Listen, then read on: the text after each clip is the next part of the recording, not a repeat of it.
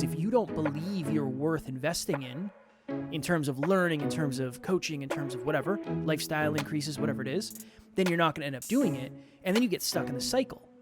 The cycle of, well, I don't deserve to get better and it's not worth it, so I'm not going to take action. And then you get stuck there. When you hear investor, don't think money anymore. Think time, effort, and money. Where are you investing your time? Where are you investing your effort? And where are you investing your money? Next Level Nation, welcome back to another episode of Next Level University, where we help you level up your life, your love, your health, and your wealth. We hope you enjoyed our latest episode number 1477, Fitness Doesn't Have to Be Punishment. Today, for episode number 1478, another way lack of belief shows up in our lives. This is going to be a throwback, flashback story of Kevin's first ever vehicle when he was just a young man. So I was probably 17 at the time, and I was looking for a car. And at this point, as many of us are at that age, I was balling on a budget. So I had about $1,000 to work with. And by that, I mean I had $1,000 to my name. So I was talking to my mom and my grandmother, and I said, hey, if you see anything about town in my price range, let the kid know. Let me know if you see anything. My grandmother liked to drive a golf cart for that. Well, hey, if that was going to be it, that was going to be it. So my grandmother she liked to go to the grocery store, and she might go for a little cruise. She might drive around the town, so she might see something. So one day she came back and said, hey, I found a car. I think you'll like it. And I said, tell me more. And she said, it's a white car. I think it's a Mustang. I'm not sure. It's older, and it's very, very dirty, but it's on someone's front lawn 5 minutes from where we lived. And then she said, I think it's $1,000. And I was like, okay, all right, let's go take a look at this thing. So we go and take a look at this car, and it's an older gentleman who is selling it. And it's a 1995 white Mustang V6. For those who don't know, Mustangs are sports cars, but the sports versions of them have 8-cylinder engines. This one had a 6-cylinder engine. Not as cool, not as nice, not fast at all. So we make an agreement, and I purchased this vehicle. And the first thing I did with one of my buddies, because this was my first car, we took it to the car wash because it was filthy. I mean, filthy. So we took it to one of the self-serve car washes where you put coins in and you get to take it into the bay and you get to use a pressure washer. And I think I had to go through like 4 times. I think I had to get 4 separate sessions to actually get this car clean. It was absolutely filthy. So it gets somewhat clean. Cool. This is my new ride. I'm proud I got a new car. I didn't do much other than that with this car because I didn't know how long it was going to last me. I didn't believe I was going to have it for a long period of time. I didn't believe it was worth me investing in this car because it was kind of a piece of crap. It had 150,000 miles on it, and I didn't know how well it had been taken care of. So I didn't really know. That's what we're talking about in today's episode. Another way lack of belief shows up in our lives, we don't invest in things. And we're not talking from a financial set point, so Alan's going to paint the picture after I finish the story. But it wouldn't make sense for me to buy a $2,000 sound system and put it in this car. I wanted to get rims and tires and stuff, but it didn't make any sense. I didn't believe this car was going to last me a long enough period of time for it to be worth it. And it actually got to the point, Alan, where I had a buddy of mine, and when I moved on up in the world, I bought another Mustang after that. I actually gave him that car for free. I said, hey, man, this thing's a piece of crap. You need a car. It's yours for $0. I don't want your money. Have this car. And that was it. That was my first car in a nutshell. So Kev's trying to articulate there that it doesn't make sense to invest in something that you don't believe in. You didn't believe you'd have that car very long. You didn't believe that that car was even worthy of more investment. It's interesting. Emilia's old car was a Prius, and it was a 2012 or 2014, 2015. I'm honestly not sure. I don't really care a ton about cars, but I liked it. I was a big fan.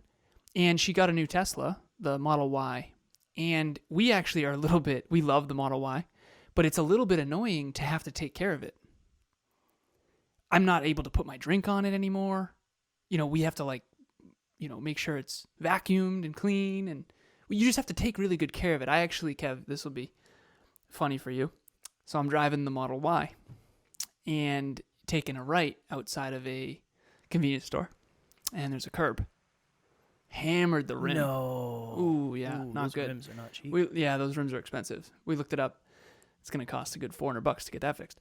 But the point is that the Model Y is such a valuable asset that it requires more time and more effort to keep it valuable.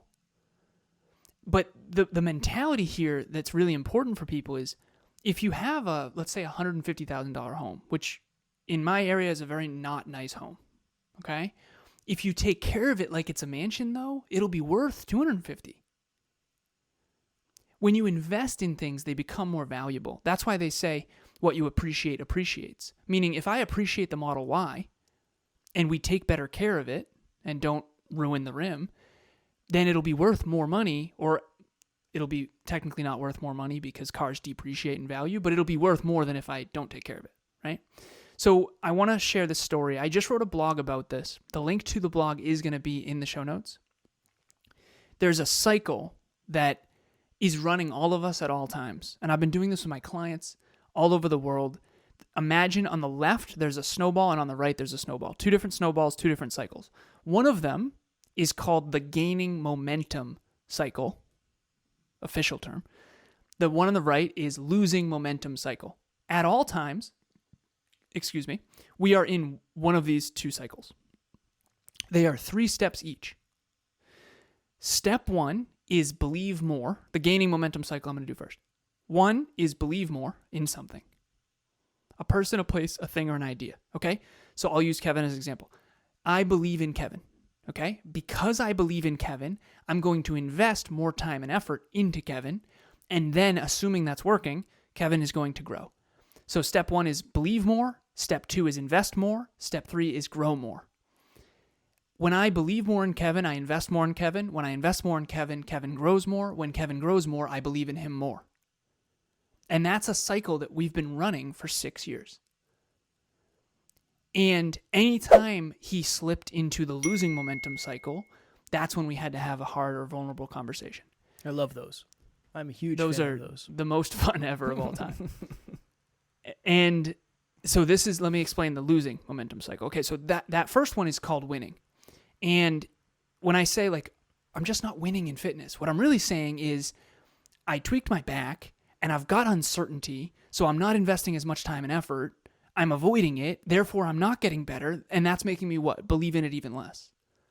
And it's a downward spiral. So the first cycle is gaining momentum. Think of, I in the blog, I talk about the Hogwarts train, the Hogwarts Express. Picture that thing hammering down the tracks, okay? That's the gaining momentum cycle. And you can feel it. When you're in momentum, you can feel it. You know it. It's challenging. It's rough. It's not easy, but you know you're winning, okay? You're headed somewhere bright. That's the gaining momentum cycle. Think of a new relationship, honeymoon phase. That's a perfect example, actually. Picture someone you met, and you believe in the relationship so much that you start to think about the future and meeting their family and them meeting your family and your wedding together. And then, so you invest a lot of time and effort into quality experiences, and you take them to dinner and all these amazing things. And then the relationship flourishes and grows. And then that makes you believe in it even more. So you're just honeymoon phase, honeymoon phase, honeymoon phase. It's just a wonderful thing.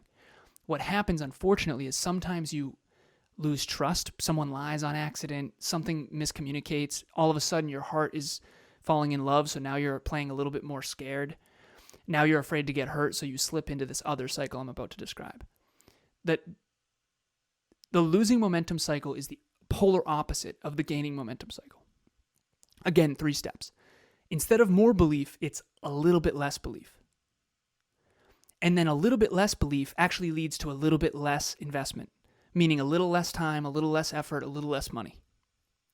Okay? In this case, the Mustang. Kevin didn't invest in the Mustang because he didn't believe in the Mustang, because it was a real piece of shit. With love. All right. So believe a little less, invest a little less, and then what happens? The Mustang doesn't get any better. The relationship doesn't get any better. The house doesn't get any better. So then what happens? Do you believe in it more or less? You believe in it even less. and then you invest even less, and then it grows even less, and then you believe in it less, and it just goes round and round and round. So on one end, you have the gaining momentum cycle, which is what I call the upward spiral of success and achievement. And on the other end, you have the downward spiral of failure. And what eventually happens is you hit rock bottom. And eventually you springboard back up to humility. And that's when you seek help. That's when you get a therapist. That's when you seek a coach. That's when you find Next Level University. Many of our listeners have told us, we didn't find you until we were at rock bottom. Because when you're at rock bottom, that's when you have no choice but to believe in yourself again, invest in yourself again, and grow again. Whereas before, you were losing momentum, but pretending that you weren't, and you were on a downward spiral, and it wasn't until you really realized it and hit rock bottom that you changed. And that's true for me with alcohol, and that's true for Kev when he got left at 26 from his partner. And that's the cycles that we're in at all times, and we just don't always recognize it. Alan, I think this is another reason why self-worth is such a valuable thing to learn about when it comes to yourself and just in general. The analogy I've used in other podcasts is if you have I guess we're just going to go along the car route, but if you have a car that has 4 flat tires, the last thing you're going to do is worry about the paint job. That wouldn't make any sense. Mm-hmm. And I think a lot of us, unfortunately, would identify as a car that's broken down. If you have low self-worth, you might have that feeling of, I'm not worth investing in. It doesn't matter anyway. It's not going to work. It's not going to be worth it. I'm not going to learn anything. And that's why working on self-worth, and we've done many episodes and we'll continue to do many episodes on that, is so important, because if you don't believe you're worth investing in terms of learning, in terms of coaching, in terms of whatever, lifestyle increases, whatever it is, then you're not going to end up doing it. And then you get stuck in the cycle. The cycle of, well, I don't deserve to get better and it's not worth it, so I'm not going to take action. And then you get stuck there. You get stuck there. You get stuck there. When Alan and I rent cars, when we travel together, we always laugh, because when they say, do you want insurance for the rental? I used to say, absolutely. Need it. We need that insurance. How much is it? $50 a day? Maybe an extra $300. Let's do it. Yeah, I think we should do it. Do you think we should do it? And if you ask the person behind the counter, they're most likely going to say yes, because their goal is to get you to believe in the fact that you need insurance because it helps the company make more money. When Tara and I were in Colorado eloping last year, we were getting married, we were staying in Denver, and we were in the super cool Airbnb, and it was either the last night or the second to last night before we left, and there was this hailstorm, and I told Tara, I was like, we really should have got insurance, because if something happens to this car, we are going to be jeffed. Then I did the research. And if you don't have insurance and your insurance covers it, you just pay like you would if you were in your own car accident. If you're in an accident and you're not at fault, I don't think you have to pay anything because your insurance pays for it like it would. So it's really not that big of a deal. I'm not going to get insurance anymore when I rent cars, because I don't believe it is worth it. I don't believe it is necessary. I don't believe it's worth me investing the extra money. I like to think I'm a good driver, and the odds of being in an accident are pretty low. So that's just another example of, it quite literally is the person behind the counter's job to make you believe you need the insurance. Because if you believe in it, you'll invest in it. And if you invest in it, they'll make money. When you do your own research, like I had the opportunity to do, I realized, I don't need that. I don't need to invest in that. It's not worth it. Okay, cool. So again, maybe I'll come up with another car example before we go, but I thought that would be a good example for this. My name is Alex, and I am a professional videographer who runs a production company out of Halifax, Nova Scotia. The one thing that I love about working with Alan is that right away he was able to come in and set up a system for me that makes sure that I am taking charge of my time and I'm taking the actionable steps that I need in order to progress towards my goals on a day-to-day basis. When I get off the phone with him, I always find that I am energized and I am getting the most out of what I do with my time. Kev, you just gave the base reason why awareness is so important. I'll never forget, this is a little bit of a side tangent, but I'll never ever forget the stat of there's 338 million Americans and only 1 per year dies in a shark attack. For me, I need that because I'm scared of sharks, like very much. And every time I'm in the ocean, I'm not even kidding. Even as a kid, we had a boat on, like an ocean boat. I hated swimming in the ocean. I Hate would it. not. There is no way, sir. Not an effing chance. If you and I were out in the middle of the ocean and you said, hey, you want to take a dip? No, I don't. I'm not interested at all. I will sweat and burn up here. I'm not going in that water. My stepdad used to jump in and just wade in the water. In the middle of the ocean, man. Right? And we saw whales and all kinds of stuff. So this is like deep ocean fishing. But anyways, same. Hated it. But me having that awareness is really helpful because I actually can overcome it. I mean, I swam in Florida when me, you, Bianca, and Amelia were down there. If I didn't know that stat, I would have been more scared.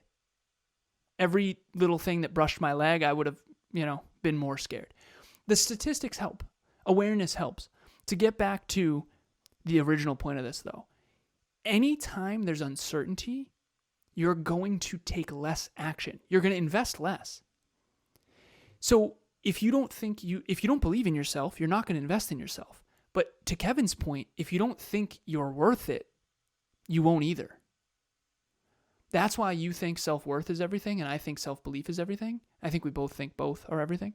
The point is we've come to realize after all these years, I used to think belief was everything. I really did. I thought that was the cheat code. If you believe in yourself, that's the most important thing. What I was missing is self-worth is just as important. Believing in yourself is like believing you can achieve something. Then you'll invest in achieving that thing. And then you'll gain momentum toward that goal. That I have. And I've always had that. I felt really grateful for that. What I didn't have was self-worth, which I didn't invest in myself. Not as much as I could, not as much as I should. Self-worth is more, do you deserve it? Kevin's Mustang is how a lot of people unfortunately feel about themselves. They feel like they're not worth it. They're not worth new tires. They're not worth new rims. They're not worth 4 cleaning jobs to get the dirt off. What Kevin and I want our listeners to understand is that you are worth it. And when you invest in yourself, you're going to grow. And when you grow, you're going to believe in yourself, which is going to make you want to invest more. I've noticed this trend, particularly with group coaching members. When they start getting in the habit of investing in themselves, it shifts their identity to someone who's worth it. And a lot of them end up one-on-one clients and eventually team members. And the reason why is because I think they aren't used to being people who invest in themselves. There's something that shifts when you start to invest in yourself. For me, with a therapist, that was big. When you invest in yourself, it changes something in you. So I'm not saying to go invest $10,000 into some random person who's saying you can get rich quick. That's dumb. Don't do it. Genuinely, I just don't believe any of that. But what I am saying is start investing in yourself. It can start with a book. It can start with investing in a coach. It can start investing in a therapist. It can be it can be something as simple as going to get your hair done, or what's another good example of taking good care of yourself? Getting a massage or getting a personal trainer. I have one client who got a personal trainer. There's something about investing money in yourself that makes you feel more valuable. And the last piece of this is, I used to say this quote that probably never landed. I think it will this time, thanks to Kevin's story. Let's take a chance and see. I said, why would Warren Buffett invest in a stock that he didn't believe would grow? For those of you who don't know, Warren Buffett is a financial investor, and a stock is a ownership of a company. If you've never invested in the stock market, regardless of all that, why would you invest in a relationship that you didn't believe would grow? Why would you invest in a relationship that you didn't believe would be valuable? Why would you invest in, we've all been on a date and realized, okay, this isn't it. So we stop investing. Why? Because we don't believe in it anymore. We don't believe it will be a valuable relationship. And maybe we're right, maybe we're wrong, but I'll tell you what, a lot of times the reason the honeymoon phase goes away is because someone breaches trust or does something, or you find out something about your partner that you didn't know, and you lose certainty, so you stop investing. And when you invest a little less, it flourishes a little less, which makes you believe in it a little less, which makes it flourish a little less. It's this downward spiral, and hopefully my only goal is that you catch yourself in that downward spiral quicker than you used to, because now you're aware of being in it. Last thing before we go. You kind of just spoke to this. I figured I have a story for it. I might as well share. When I crawled through the mud of getting my heart broken in my mid-20s, when my partner left me, as Alan alluded to earlier, I definitely had very low self-worth and very low self-belief, I would say. And after I crawled through the mud, after I dealt with a heartbreak, after I figured out stuff a little bit, and I tried to start climbing upward, I remember I went shopping and I bought some new stuff, some new clothes, look good, feel good, act good, be good, whatever the saying is. And I said, you know what? I am going to try to do something I never felt like I had the courage to do. I'm going to go to the mall and I'm just going to approach strangers. And I don't know if I've ever shared this. This was long before the Amy story. But I literally got dressed up in my new clothes, got a haircut, and I went to the mall and just tried to start conversations with people in stores just to like get outside of my comfort zone. Because By yourself? Yeah. Because I felt like I hadn't invested. For me, it was like, I'm going to invest my time into becoming braver. Because I don't believe I'm going to grow as much as I want to if I don't become more brave, if I don't have more courage, if I'm not more courageous. And I'm telling you, I know it probably sounds stupid, but that definitely helped my confidence and my self-worth, and it helped me invest in myself more. Would I be the person I am today if I didn't do that? I don't know, probably, but not in the same way. No way. Not in the same way. It's one of those, it's the small keeping small promises to yourself. It helps you feel like you're investing in yourself. You buy a gym membership and you say, you know what? Yeah, it's $20 a month, but I think it'll be worth it. I'm going to give it a shot. Let me do this. Let me see if I can prove myself right here. Right? Or you buy something, I don't know, whatever it is for you. I like weird stuff. I just bought a new office chair because I'm sitting in this thing for so many hours. I figure I should have a nice chair, and this one isn't it. But whatever it is for you. I don't think... It's not just that, too. Sorry to interrupt you, but you and I have both been having back challenges because... We sit a lot. We sit a lot these days. Yeah. We work virtually. We work from home. Very grateful. But that's a challenge we didn't have in our 20s. We were constantly working out and standing and, Yeah. And so it's not just that he believes it's worth it to get this great chair. Your back was having trouble recently. So all of a sudden it becomes worth it. Yeah, that's fair. And so sometimes it requires pain for you to take action towards something that wasn't worth it before, but now it's worth it because, and I think that's a really deeper understanding there of a lot of people work out before their wedding because now it's worth it.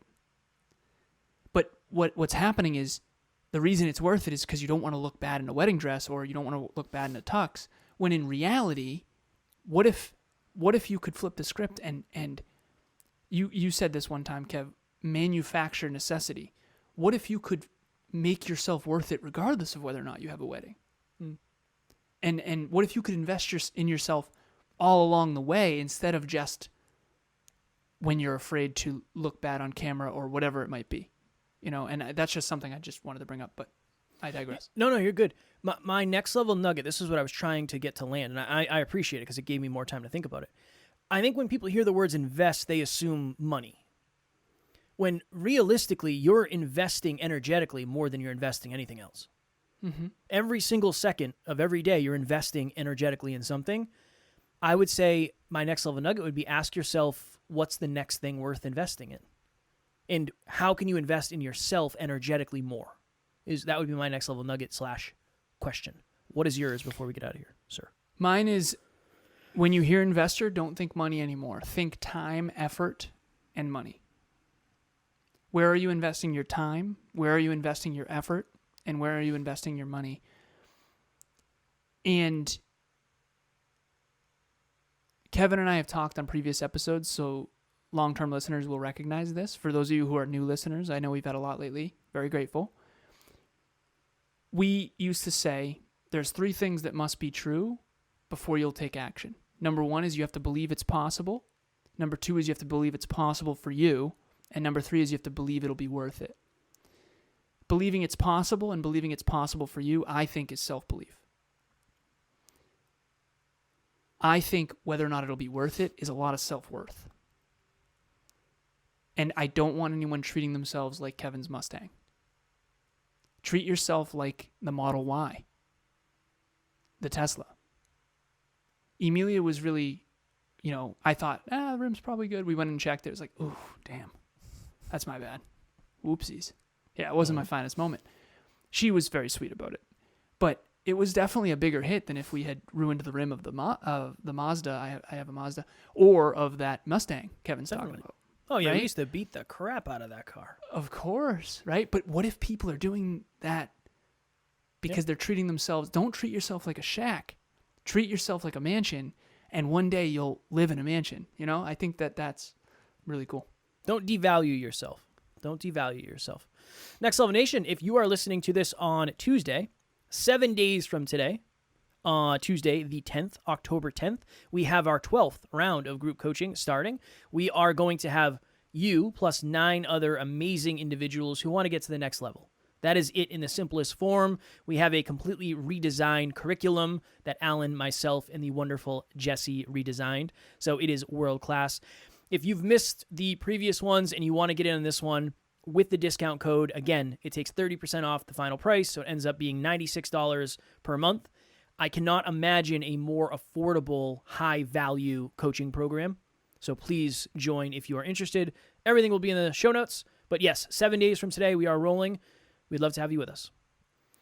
You have to believe in yourself, and you have to believe it will be worth it if you're going to do that group coaching program. So hopefully we've created enough certainty. Take a leap of faith. Join us. Your future self will thank you. I came out with a blog number 11, about how to create, build, and sustain momentum, and it explains much more in depth and much more detailed everything we talked about today. I'm going to read you just the first paragraph. I believe momentum is the most powerful force in the universe, and yes, that's a bold statement. The image that comes to mind is Hogwarts Express in Figure 2. Once the train is stopped, it takes an enormous amount of energy to get it going again, but once it's got momentum, watch out.